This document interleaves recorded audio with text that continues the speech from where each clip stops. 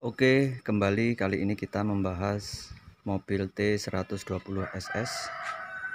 Ini milik dari salah satu subscriber kita dari YouTube. Kebetulan kita satu daerah dan tempatnya tidak terlalu jauh, sehingga beliau datang untuk memeriksakan kendaraannya.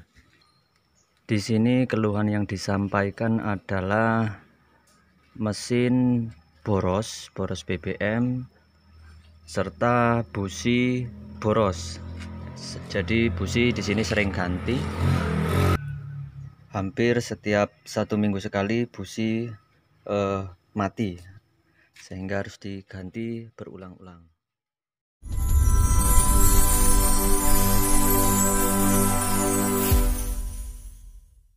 Kemungkinan apabila masalahnya di busi sering mati itu yang sering adalah karena naiknya oli ke ruang bakar, sehingga membasahi busi dan mengakibatkan busi sering mati. Itu bisa disebabkan dari ring dan piston sudah terlalu aus. Jadi ring, piston, dan silinder blok itu sudah aus, sehingga oli nerobos ke atau naik ke ruang bakar. Coba kita buktikan dengan mengecek dari jumlah oli, karena biasanya apabila mobil sudah ngasep putih makan oli atau oli sudah naik ke ruang bakar seperti ini, olinya pasti berkurang. Coba kita cek.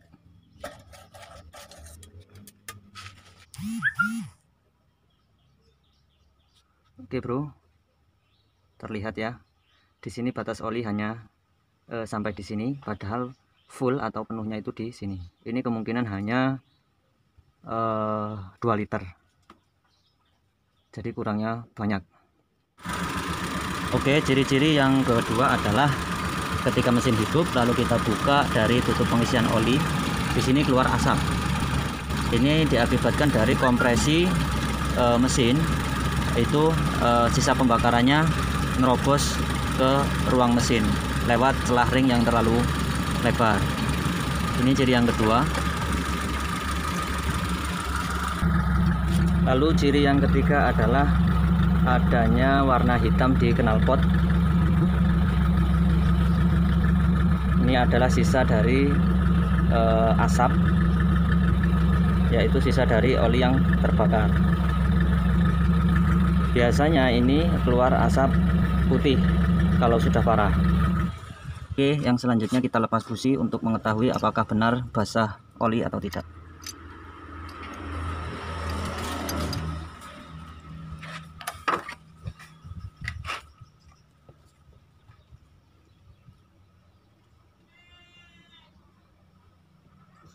Oke bro, di sini jelas ya. Di sini busi ini basah oli.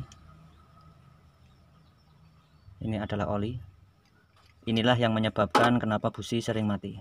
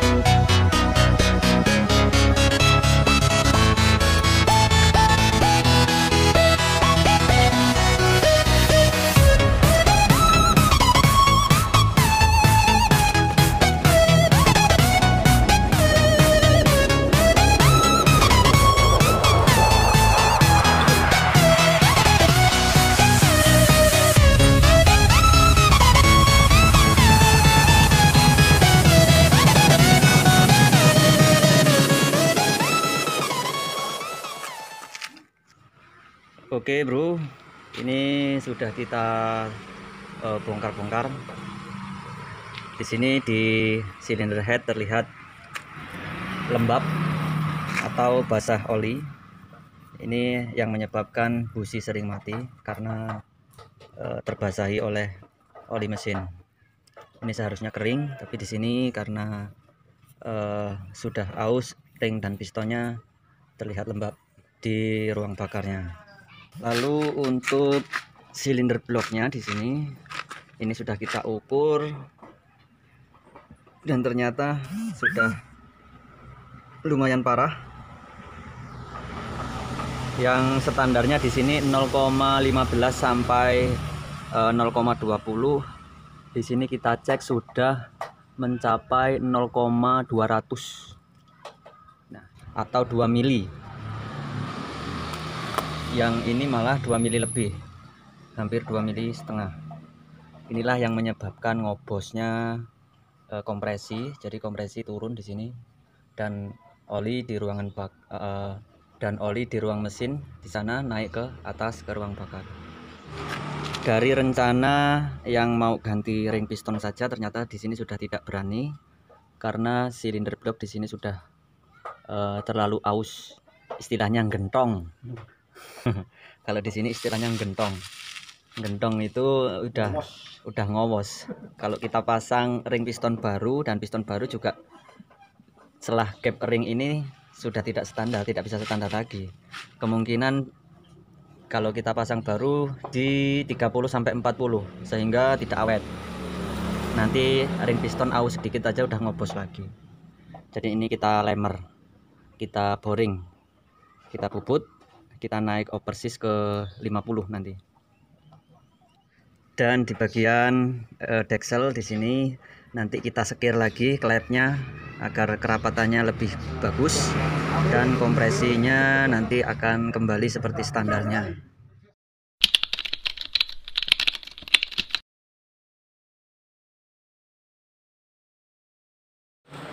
Ini yang sudah kita lemer oversis 50. Oke, ini sehernya baru, packing set, ring kita pakai KTB, deksel sudah kita rakit. Oke, yang pertama kita cek setelah dari gap ring dulu.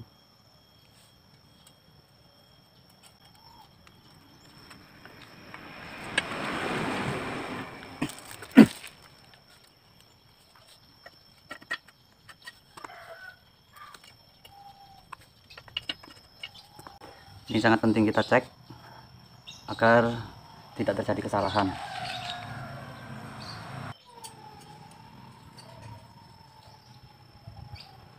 Oke, di sini 0,15 masuk ke dalam standarnya.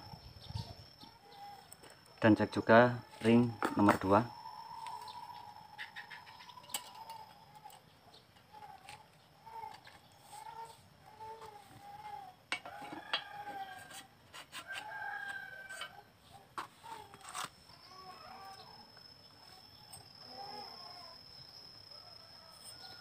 Ring 2 0,20.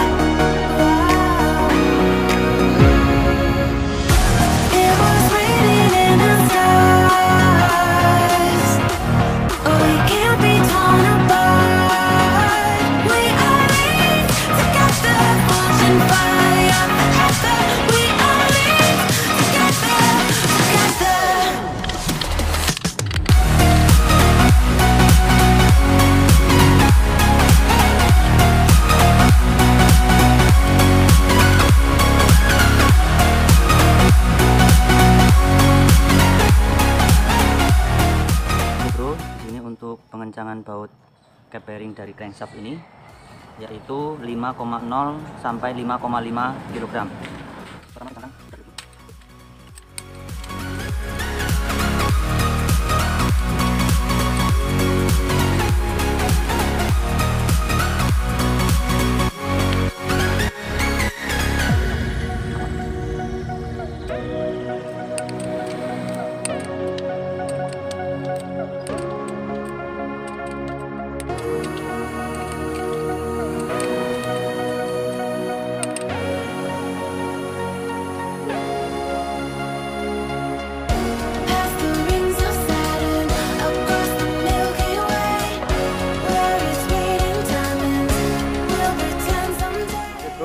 untuk pemasangan piston di sini perlu diperhatikan.